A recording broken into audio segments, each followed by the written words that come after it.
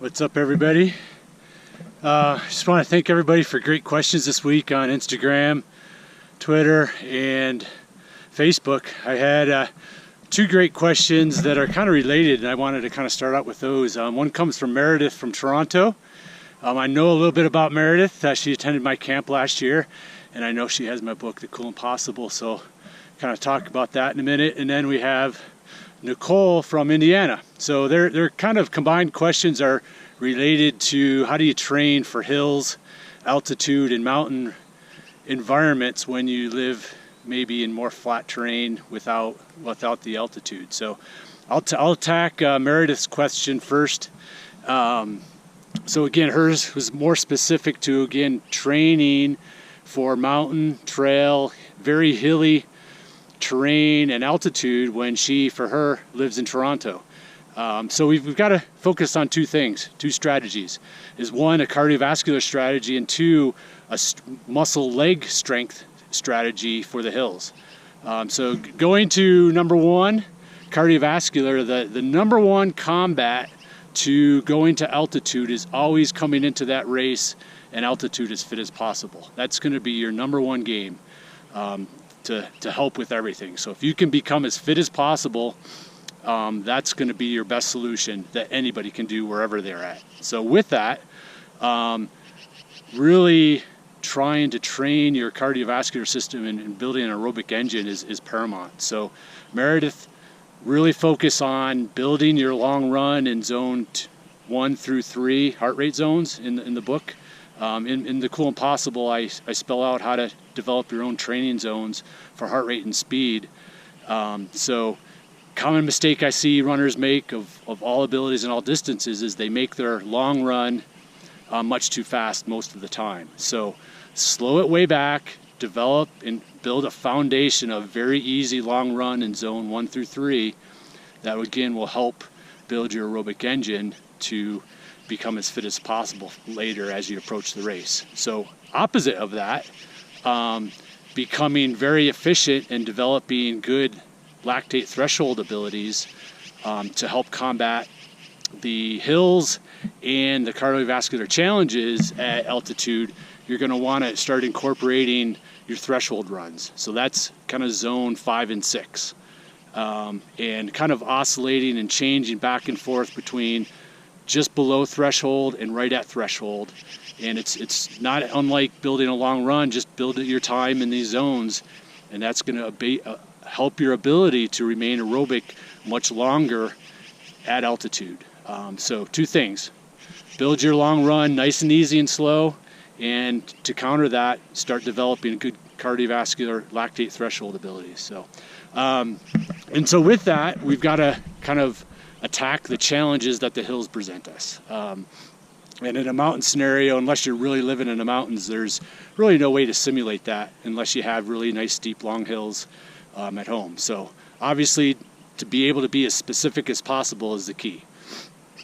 So being in Toronto or Flatlanders, I often train my athletes to use the treadmill, the stair climber machines in the gym, or even the bike to help develop strength. So a perfect example would be similar to how a triathlete might challenge what they call bricks, doing bike and run segments.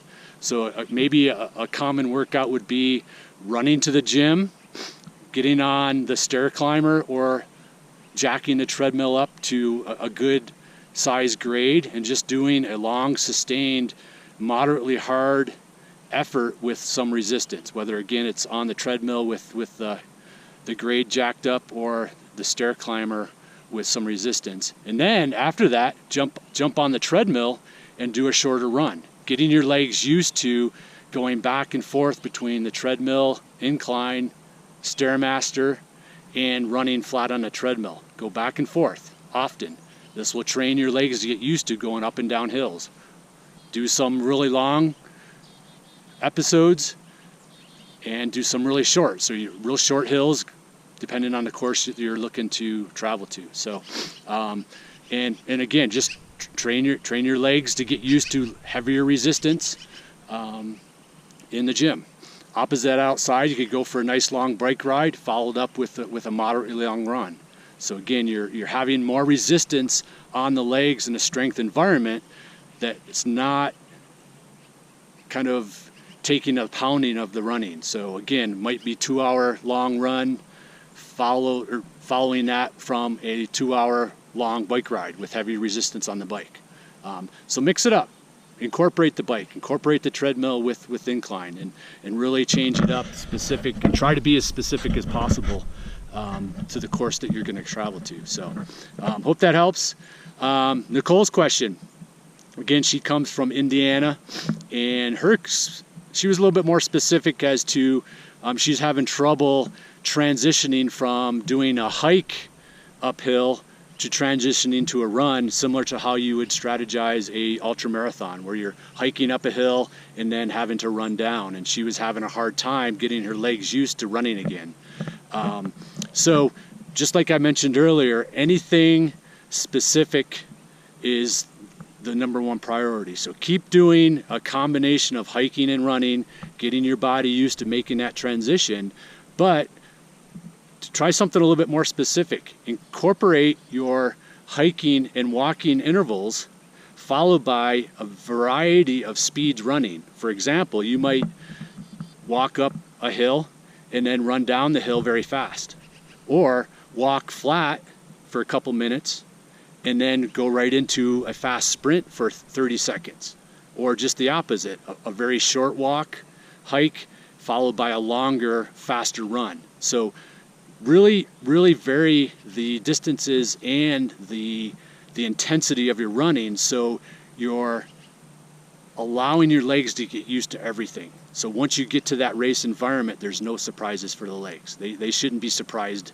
on race day. You want to surprise them during training, but not on race day. So try that, as well as everything I mentioned in Meredith's answer, but also maybe something that you haven't thought about that is maybe coming into play here, and that's nutrition. Is 9 times out of 10 when I hear someone say they're lethargic or their legs just don't want to cooperate, especially coming off hills, it's a fueling issue.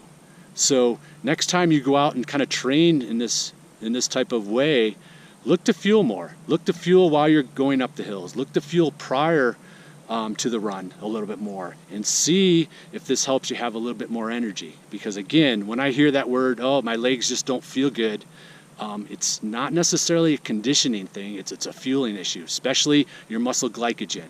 Okay, so again, if you're out for a long run doing this, really fuel up before you run and see how that'll help you. So hope that helps you guys. Thanks for the great questions. Keep them coming, and I'll see you next time.